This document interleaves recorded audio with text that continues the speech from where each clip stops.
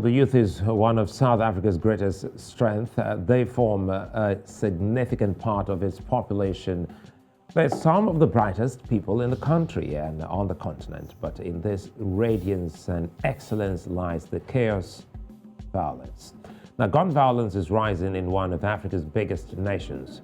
Youth are dying from gunshots and other forms of crime, and their killers are barely known. Just last Saturday, at least 14 people were killed in a mass shooting at the Soweto township tavern.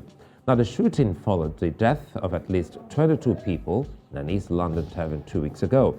Now, the 22 people, mostly between the ages of 13 and 17, died of unknown causes, and investigation is still ongoing as to the cause of their death.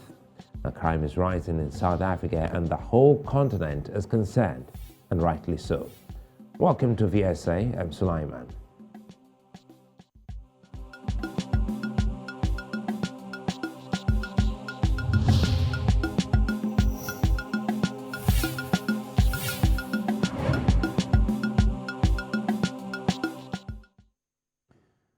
Well, the issue of the rise of crime in South Africa is multifaceted. Murder, kidnapping, and other commercial crimes have long been bothersome issues in the country.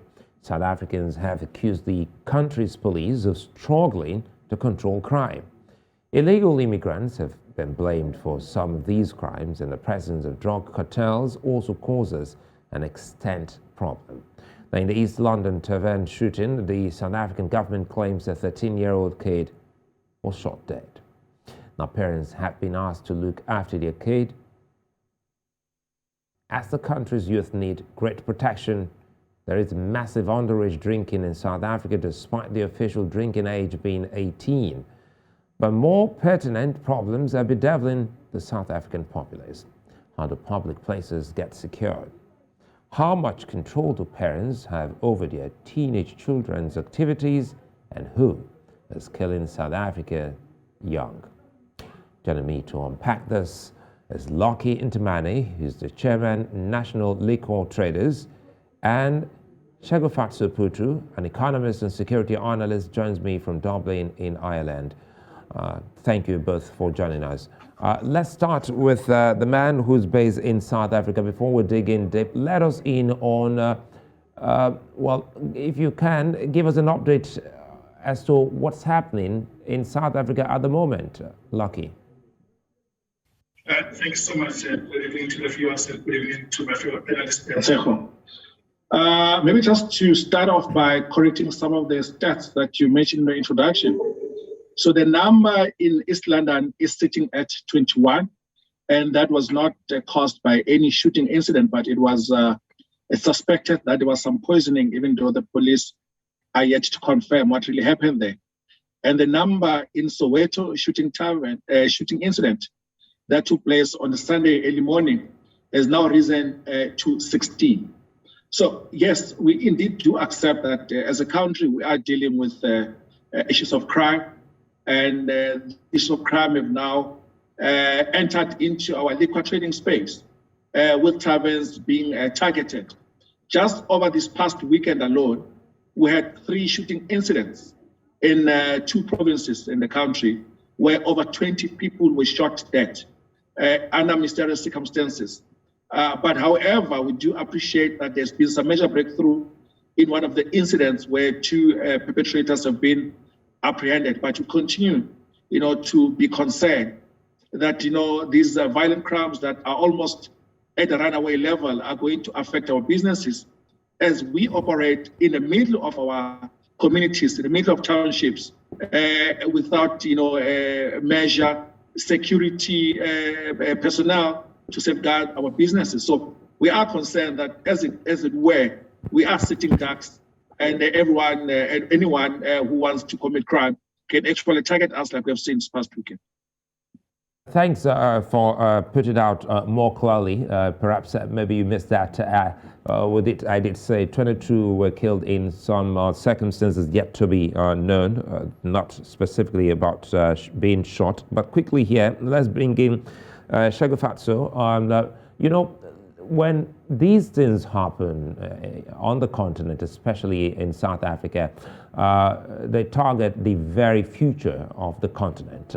These tragedies established to be linked to the consumption, as some would say, even the government, of liquor.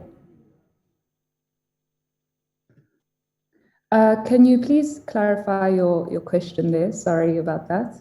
No, that's fine. Well, let me ask you this quite differently. Now, we're looking at the future of South Africa, the future of the continent, enmeshed in crime, people cut short in their prime.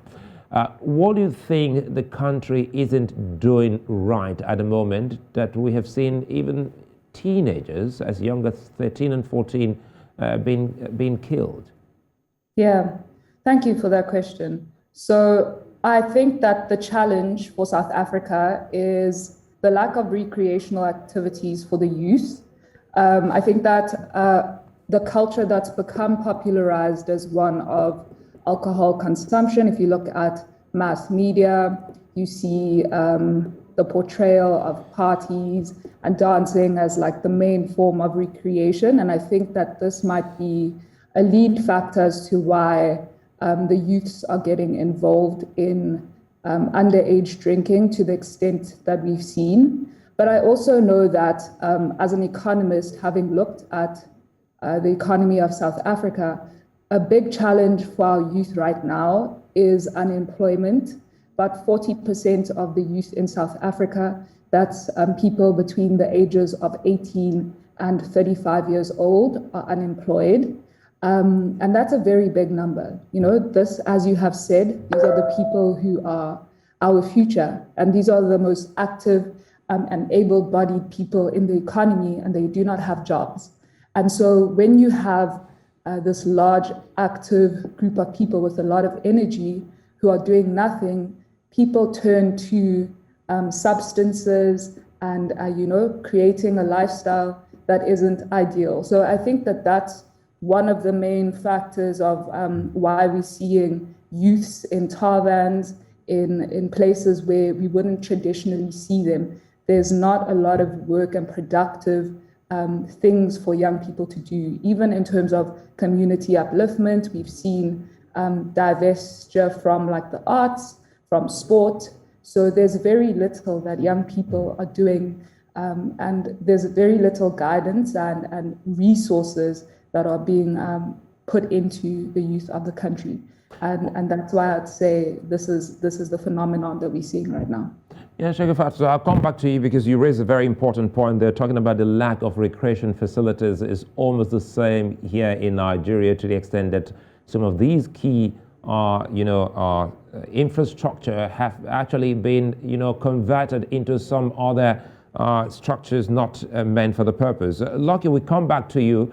It's certainly not a good time for you and your members, national liquor traders, because it seems as if the country is also placing a blame on the commodity you deal on. Yes, certainly. This is not a good time for our sector, our industry, but rightfully so as it pertains to the East London tragedy, because there it talks of liquor traders being non-compliant to the license regulations that allow them to sell liquor. Because as you know that in South Africa, the legal drinking age is 18 years. And the people that died in that tragedy were underage, meaning that they were less than 18 years of age. So there we take full responsibility that our liquor traders could have done better. They could have prevented this tragedy and not allow minors to come into their establishment. But if you look at the bigger picture of the violence that we experienced over this past weekend, I think that talks to the crime that we experienced in the country, because you cannot divorce taverns to what's bringing in the community. So what we have just seen is this crime moving from communities into business establishment. And given that South Africa has about 39,000 taverns, we were bound to be targeted. We're bound to be those places that these criminals will target. But also, worryingly, is the fact that in the 3 incidents that took place over the weekend, only one of them could be linked to robbery.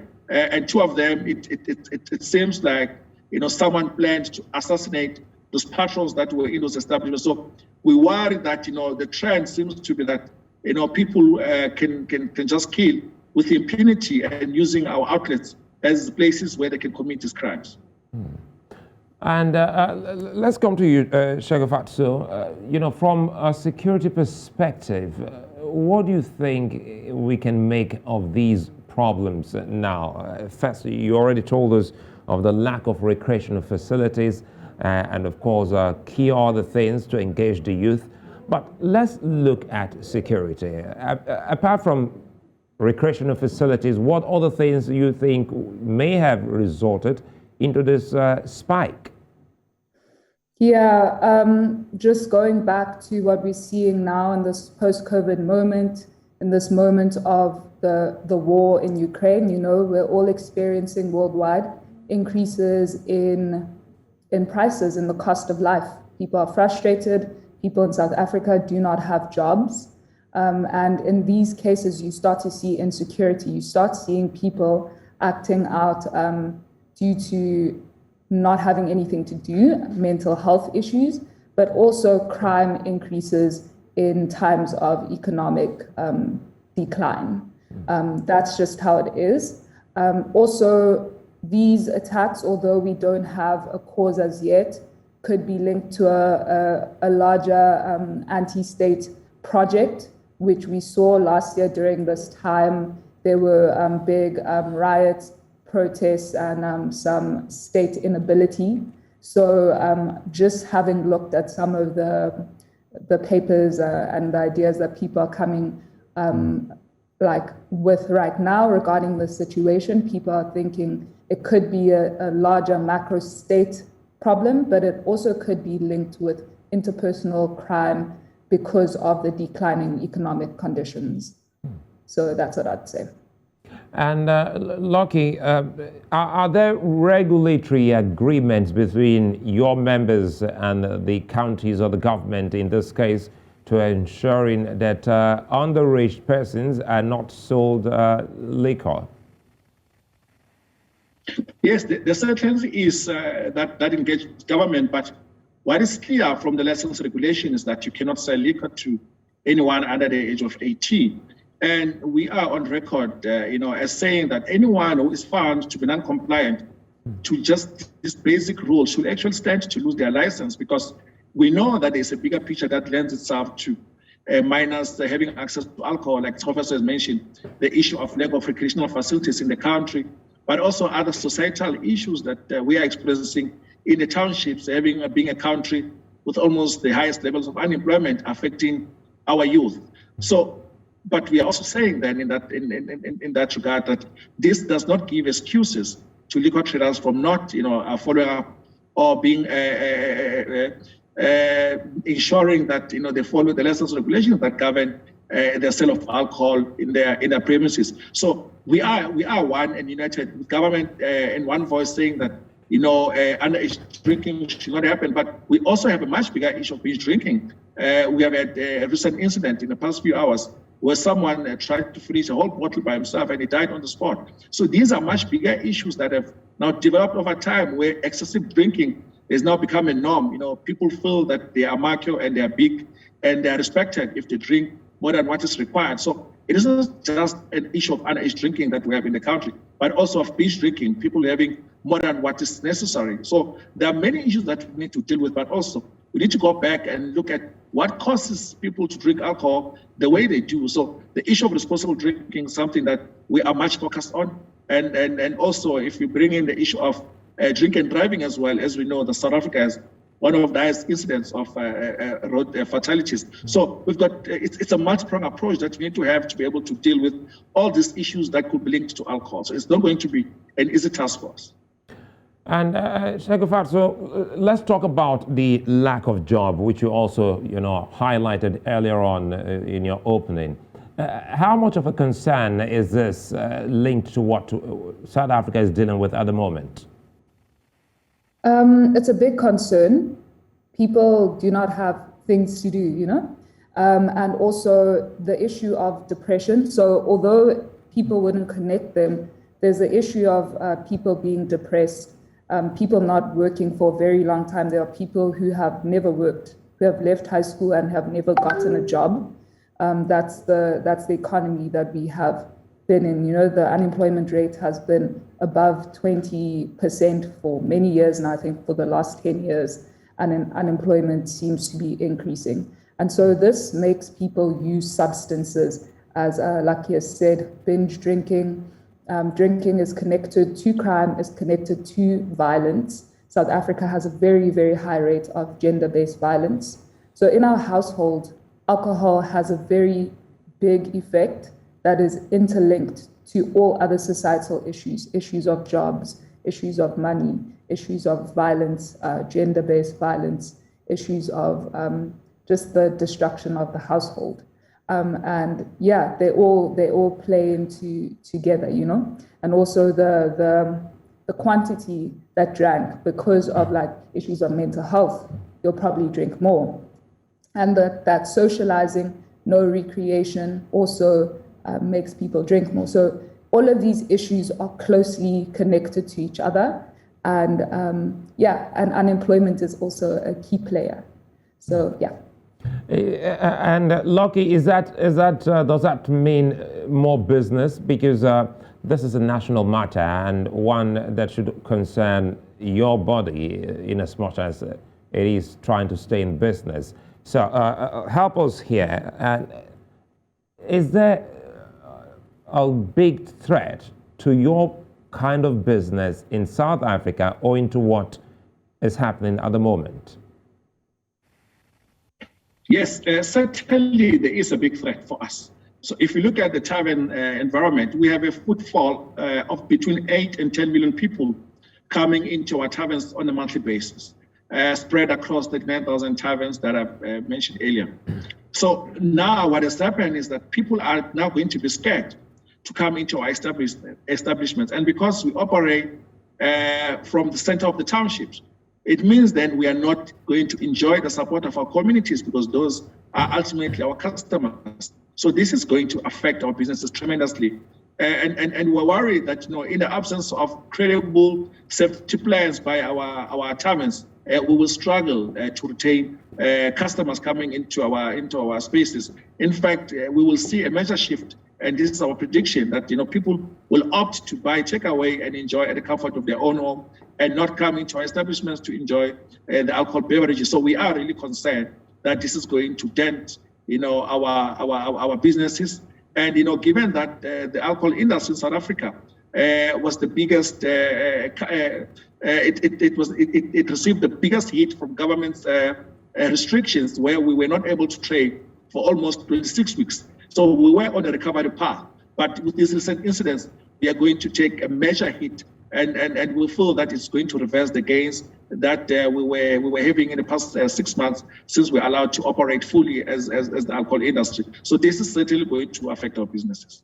Well, it's good, I think, that you're being sensitive to this, because why we're bringing this to the fore here on Village Square Africa is because of the key concern of other Africans. Now, help us here, Tshegofatso, because this will also be tied to the security implication. Recall, we've seen quite a number of, movement. Not too distant time, there was Operation Dudula. Illegal immigrants have been blamed, for many things in South Africa. Do you think this has to do with some of the problems? That's the thing. I'm not sure, but we've been seeing as of late, when there is crisis, something bad that happens, the scapegoat has been illegal migrants or just migrants, right? So there's people are saying it's illegal migrants, but we can see that it is mostly Afrophobia, so just tensions and violence towards non-South African Africans. And I think that they're being used as a scapegoat at this moment for many societal ills, which is what we see all over the world in times of economic crisis. The last time South Africa had a movement very similar to Operation Dudula, and we saw violence against African migrants was in 2008. And if we can recall, in 2008 was the global economic crisis. So and the theory that we've seen is that people turn against foreigners who they see as taking their resources at times like this. So sorry to butt in here. So in other words, what you say, this is just not peculiar to South Africa. In other parts of the world, for instance, you're in Dublin at the moment, you're in Ireland, you can also experience some of those concerns by natives against immigrants. Yeah, absolutely. This is something that happens all the time. If we have to look at just going back into Hitler and all of that, you usually blame like minorities who look to be moving on with life better than you when there's times of crisis and economic lack. So I think we don't know who necessarily is behind this. As I've said, it could be a greater state project that is a greater anti-state project, as we saw last year, July, around this time. Or it could be a group, it could be an emerging terror group. We haven't seen any of this before. We've never seen gun violence, random gun violence like this before in South Africa. So we genuinely could not know who it is. But just the negative sentiment around foreigners right now makes this group the easy scapegoat. Lockie, allow me to stay with Tshegofatso for a bit. I'll come back to you, Lockie. Tshegofatso, some people have suggested that it has the imprints of an organized crime. In as much as you've said, well, investigations are still on, how possible can that be?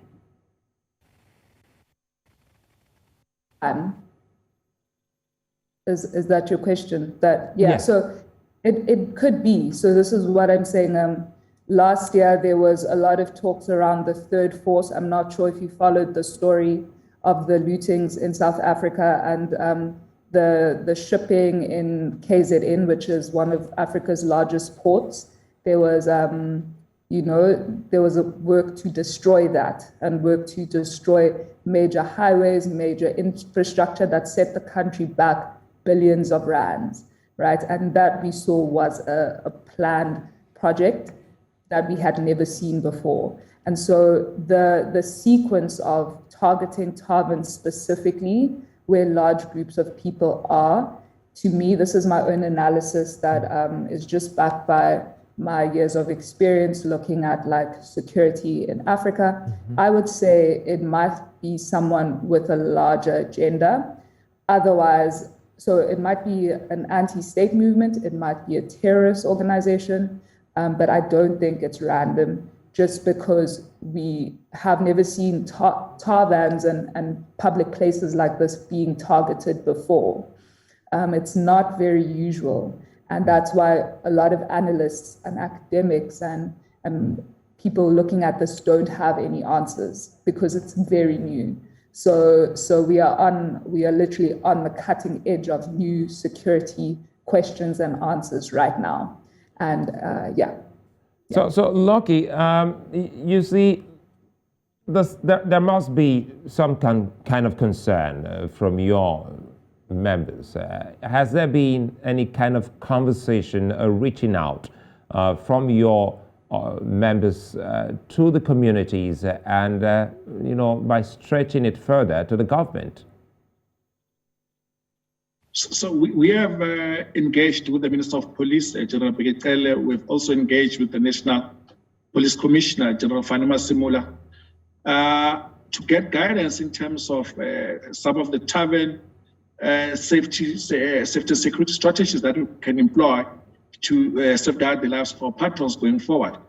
But we've also engaged with all the liquor manufacturers in the country, led by the Big Five, which is Heineken, Distel, Diageo, Pernod Ricard, and as well as AB InBev, to look at support that we can give liquor traders so that they can protect themselves and be able to educate their patrons on being vigilant when they're coming into this place of enjoyment. So we are particularly taking a proactive stance so that we can avoid similar instances of this type of violence from taking place again. But we know that it's going to be a tall order for us. It's not going to be easy to put safety mechanisms in place to be able to avoid, similar instances.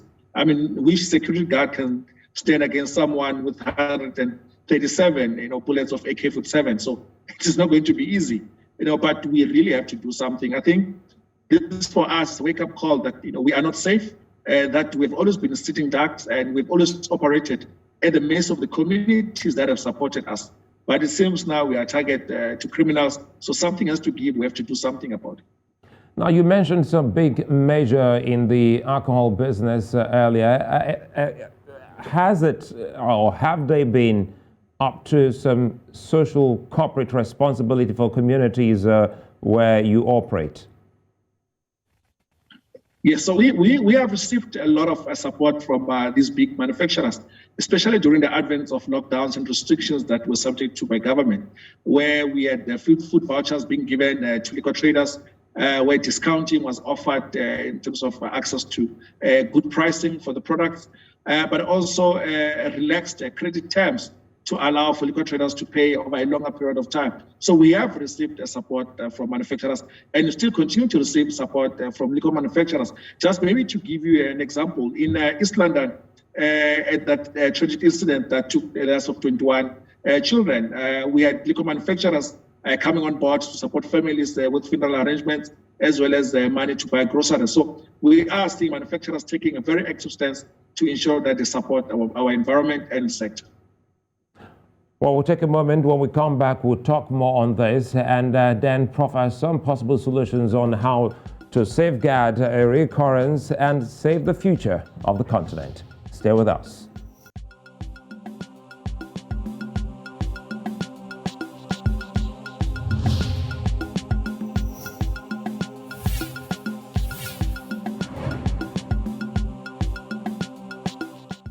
Well, if you just joined us, you're watching Village Square Africa here on News Center Television, looking at the rising crime rate in South Africa.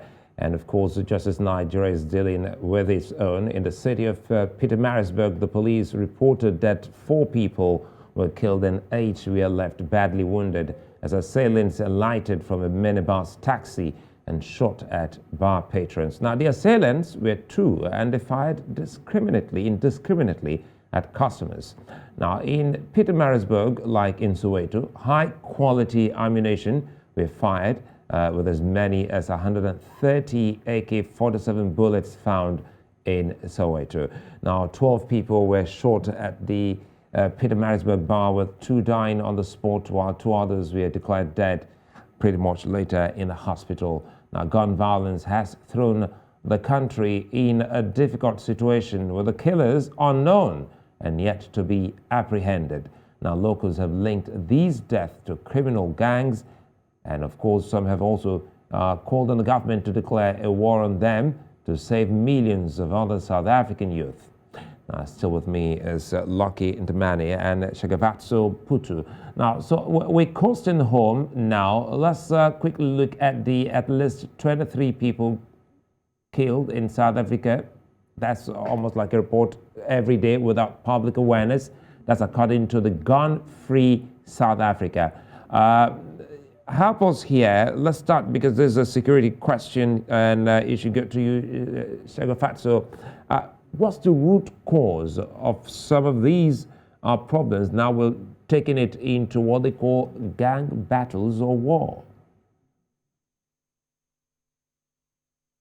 Thanks for the question. Yeah, I'd say in terms of gang violence, if you have to look at the root cause, it's the societies or communities. There's a lack of security presence, so police. So neighborhoods have had to take looking after their property, their own safety into their own hands. And this is how you have gangs form, right? So offering protection. You also see that where there are the sales of drugs, robberies, etc., people band together and they start doing this. Then you have different gangs managing different routes, streets, trades, and it's applicable to many businesses, and especially with something as listed as like drugs, and alcohol. So that's, you see the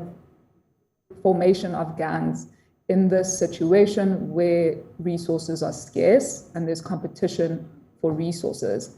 And of course, that includes using violence to maintain authority and power. And that's how we start to see gang violence, where people in the gangs kill each other, but also kill people indiscriminately who become who find themselves part of the gang violence, you know? So yeah, I'd bring it down to this issue, as I've said, of a lack of resources and just the deteriorating economic conditions in our country. Yeah. And Lockie, let's bring you back here, because one of the key concerns here, looking at the rate of homicides in your country, which is quite high in comparison with the rest of Africa, is the effort of members of the National Liquor Traders. Now, have they been sticking to looking at the IDs of these young people before giving them access into such taverns and other facilities to ensure that underage are not part of those who are in the drinking business? So it is a standard practice by liquor traders to actually request for identification when there is a reasonable apprehension that the patron coming into the establishment is under the age of 18. But we know that we have some of the traders who continue to put the profits ahead of the lives of our people by serving alcohol to underage.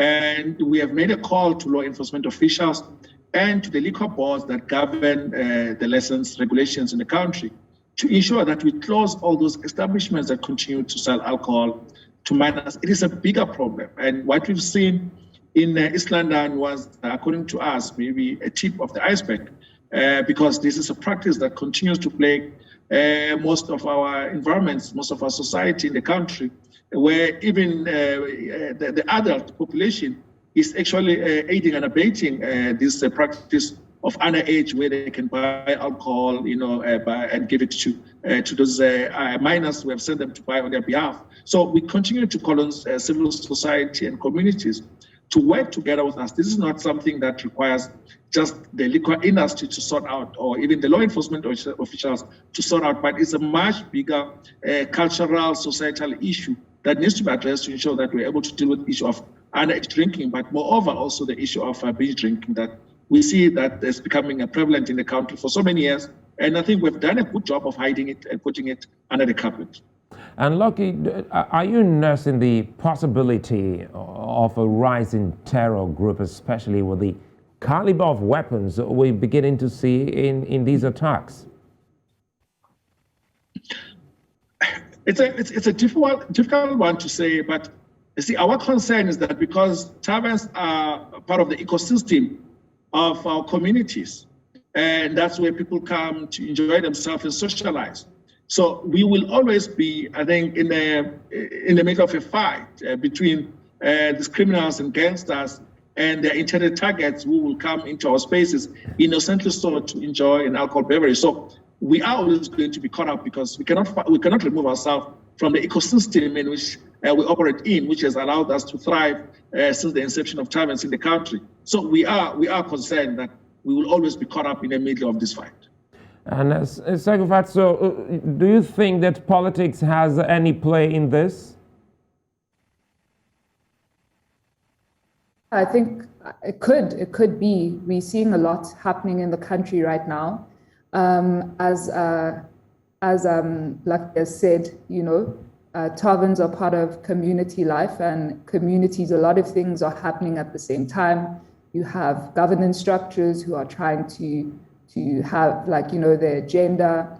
You have drug people trying to settle their own agendas and scores, opposing gangsters and bosses from other taverns who are trying to run, you know, businesses. You have community members who want the taverns to shut down, so they might cause chaos and drama around there. So there could be many different actors. And that's why I say the possibilities of who it could be are quite endless right now. But yeah, that's what I'd say. I would support the what Lucky's saying about taverns being part of the ecosystem of society, and so being open to many of the things that are happening around and many people's different agendas. And that is why some residents, citizens are saying the government should show its, bite in all of this. How can the government, Tshegofatso, curb the excesses of criminal gangs? I think that the government can do better with policing and making sure that societies feel safe to report crimes. We know that there's challenges with syndicates and gangs working with the police, and corruption in the police, and people not trusting the police. So there needs to be a rethinking of policing and community safety from a grassroots level. And I also think that the government can do a lot regarding alcohol and drinking. I think that in other countries, there's no advertising of like alcohol on TV. In South Africa, it's very big. All of our influencers on social media are advertising alcohol to young kids on adverts, primetime TV, there's alcohol adverts, so drinking, taverns, that culture is seen as very much normalized, which is problematic. So I think that on the policing side, the government can do something, but also on regulating how people perceive alcohol. So, yeah. Regulating how people perceive alcohol, good thing that we still have Lockie here. And Lockie, I've been looking at that phrase, drink responsibly. Break it down for us. How responsible can that be so that people can understand that, look, perhaps maybe that phrase isn't working. Do you have a better phrase that the people can better understand? I think maybe the graduation for us from drink responsibly should be drink moderately. Because I think drink responsibly leave a lot of interpretation which will not be helpful to us addressing the issue of irresponsible usage of alcohol that we see in the country, and we admit it's happening.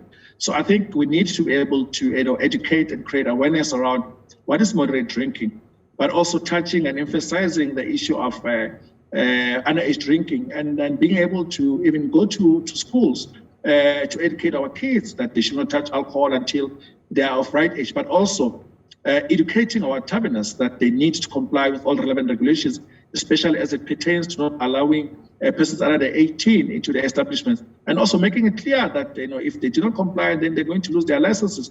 And we should be clear with our intention and be able to act for anyone who is non-compliant in that regard. So yes, we believe that I think the tagline that drink responsibly maybe should be looked at and expanded to look at a more practical way that says you must drink moderately. And Lockie, well, it's a cheeky one, but again, I'm just thinking of the, top of my head, what moderate drinking will mean for Mr. A and Mr. B. It looks funny, isn't it? No, it is. But you could be able to be specific to say that moderate drinking, for example, is a 340 ml of beer in an hour. More like it's saying, know your limits. Yes. Yeah, we'll steal that one from you, yes. Know your limits. Sounds more catchy, and it's something that can resonate to our audience, both young and old. But speaking seriously now, Lockie, for people who operate, knowing full well that now South Africa has a drink problem, just the same way that some other African countries, Nigeria inclusive, now has a drug problem among the youth. So, well, drug and alcohol quite, debatable. Do you think the operators, like your members, can help the government work on a limit for a customer who doesn't know the limit? Because we've seen people go into taverns and bars and go on a drinking spree. As a country, we've got tough regulations that govern the sale of alcohol. In fact, part of those regulations do say that you should not serve alcohol to someone who's visibly intoxicated. But we do feel that, some of our traders, take advantage, by putting the profits ahead, of the well-being of their customers, wanting to make that extra buck. But our regulations are very clear that you should not serve alcohol to anyone that you can see that have had so much to drink. That's why I think, the know your limits, the drink in moderation conversation needs to happen. But also liquor traders have got a far much bigger responsibility to ensure that, they protect their patrons and don't sell alcohol in an irresponsible way. And before we go to Tshegofatso, Lucky, you're based in South Africa at the moment. You've had conversations from party leaders, especially the ANC, that has blamed moral degeneration as the reason for some of these attacks. Is that tenable? I think we also need to look deeper as to who is the cause of that moral degeneration. We stay far away from this political conversation, but it is very clear as to who is the author of those moral degenerations that we're seeing in the country.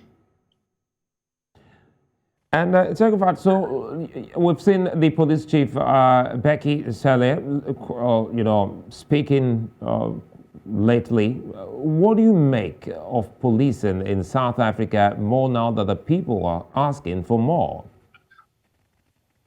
I think, like many African countries, policing is under-resourced for the challenges that it faces, especially in a country that has such high crime in South Africa, and that we're seeing more high-profile crime. So I think that the issue is an issue of not being capacitated enough and also not having the resources. And what I'll take from that is we're seeing the government as well calling for communities to get more involved.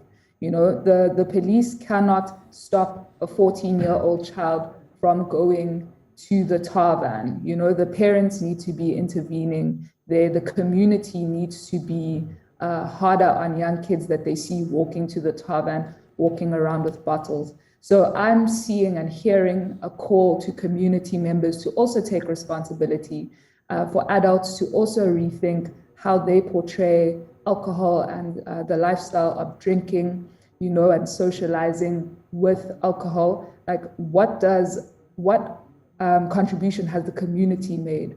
So I think that outside of the government and government resources, there needs to also be buy-in from the community, and also needs to be buy-in from people like Lucky and his colleagues from the alcohol industry in South Africa. They also need to be challenging the issue, although it is a business for them and they are producing a lot of products that are contributing to the gross GDP of South Africa. They need to be investing in the youth. They need to be helping with recreation. They could be building stadiums, gyms for young people, because communities are looking to them and are asking what they are doing to uplift rather than to degenerate communities. So I think government has an important role to play, policing with Becky Cele. Communities and parents need to have a strong input, but also traders and colleagues of Lucky. Now, you can't but overemphasize that. You started off, talking about parents. You close in talking about parents. It means just one thing: is everybody's business. Help us here, Tshegofatso. So, what do you think has gone wrong? Once upon a time, Africans were communal people. You don't have to know or say this is your child before you act to prevent any form of danger, especially when that person is underage. How can the people really look deeply now that you're bringing the people in? It's everybody's business, isn't it? Yeah, it is everyone's business. And I think we have moved, this is my own opinions. I wouldn't say that it's rooted in any studies that I've come across, but we have moved towards an individualist culture. And the concept of community, and as we call it in South Africa, Ubuntu, a lot of that has been overshadowed by more, Western kinds of individualist thinking. So your family, your child, your responsibility, whether your child is drunk on the street, that is dependent on you and how you will discipline them, So I think now, because the issues are spilling over into the community and are affecting people, we might see again that coming together of community to solve community problems. But that has also been the case in South Africa for a long time. We are a country of people who protest and come together and work together to solve communal issues. I think that's always been in South African culture. So that might be something that we see moving forward, especially dealing with the many challenges that are going to come from this global recession that people are predicting we're going to go into, but also in this post-COVID moment. And Lockie, there are still leftovers of the guns. A while ago we were talking about the kinds of guns, AK-47. Now, many will say there are leftovers of the guns used in the 80s, in the conflicts in the 80s, which is still very much in present-day South Africa. How do you think the government and the people can help mop up these arms in the hands of South Africans? It's a difficult question, given that it's a security-related question. But I think maybe let me just bring in the issue of Africanism. As the proverb says that it takes a village to raise a child. I think what we ought to be doing in South Africa is to look at our individual responsibility in that village as to what is it that we need to do to make our country better. And I think maybe that this will touch on, people being able to report those that are known to have guns, for example, in their homes. But also we need to deal with the issue of police corruption, because we know that we've got good citizens that are able to report some of these crimes. But those people will then end up being themselves at risk, because the police will then go back, into that criminal to tell that criminal as to who gave the information, who gave them out, who sold them out. So we need to be able to trust each other in this village. We need to be able to go back into the African way of doing things, where you care about what happens in your neighborhood, you care about what happens with your child. And I think if we were behaving this way, we could have averted the issue of a standard where 21 young souls were lost. But also, the tavern owner was missing in that village. Otherwise, it was very much part of the village, and he had a current attitude that is espoused by this Africanism. We would not have allowed kids to come into his establishment. So we need to go back into that Africanism, because I think all our problems, their solutions lie in us being able to work together as communities. And Lockie, the media should be helping in, sensitizing the people.